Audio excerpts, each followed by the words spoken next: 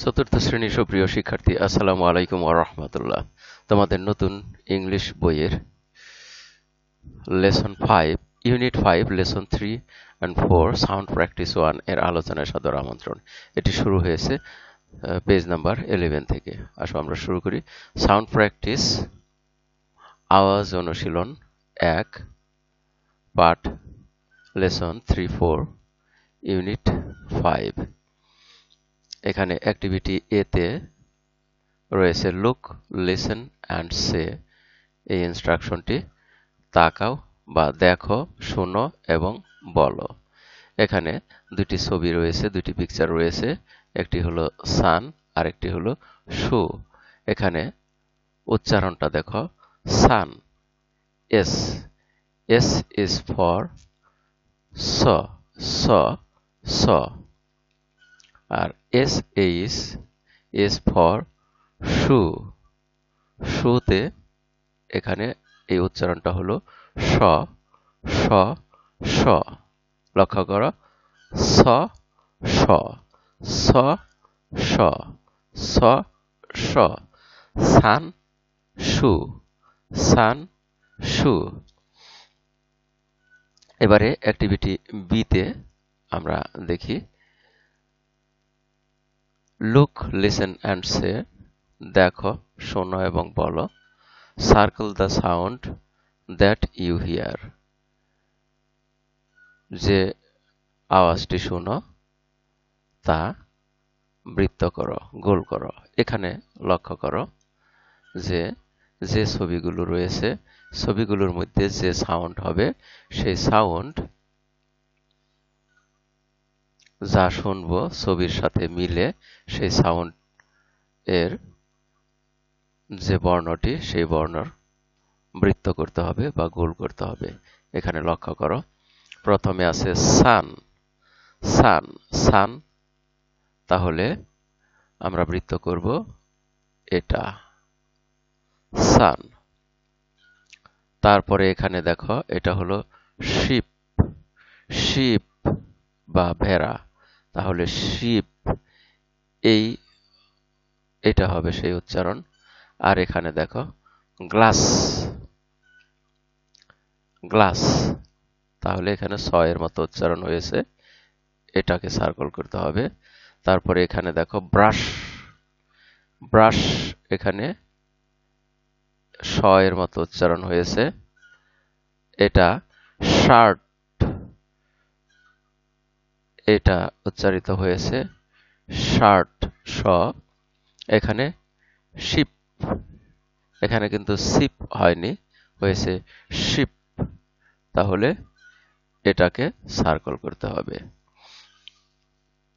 আমরা activity B এর কাজগুলো করলাম।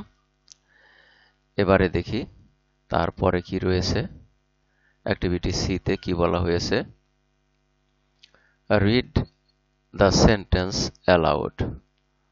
বাক্যটি উচ্চ স্বরে পড়ো।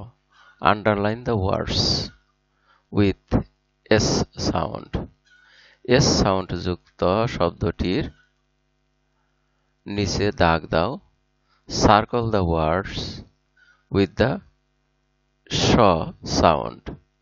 এস এইচ মিলিয়ে যে উচ্চারণটা হয় স, সেই সাউন্ডের বৃত্ত করতে বলা হয়েছে। তাহলে আমরা এখানে দেখি সেন্টেন্সটি, স্নেক, স্নেক, স্নেক। এটা হলো স এর মতো, এস এর মতো। আমরা এটিও এখানে নিয়ে সমাধান করি। লক্ষ্য করো, এ স্নেক। তাহলে এটার নিচে আমরা আন্ডারলাইন করব। অ্যান্ড স্নেক একটি সাপ, অ্যান্ড শিপ এবং একটি ভেড়া। এখানে শিপ, শিপটা হলো এখানে স, আন্ডারলাইন না করে সার্কেল করলাম। তারপরে তাহলে একটি সাপ এবং একটি ভেড়া, আর স্লিপিং, স্লিপিং এখানে স এর মতো উচ্চারণ হয়েছে স্লিপিং, তাহলে এটার নিচে আন্ডারলাইন। ঘুমোচ্ছিল বা ঘুমোচ্ছে।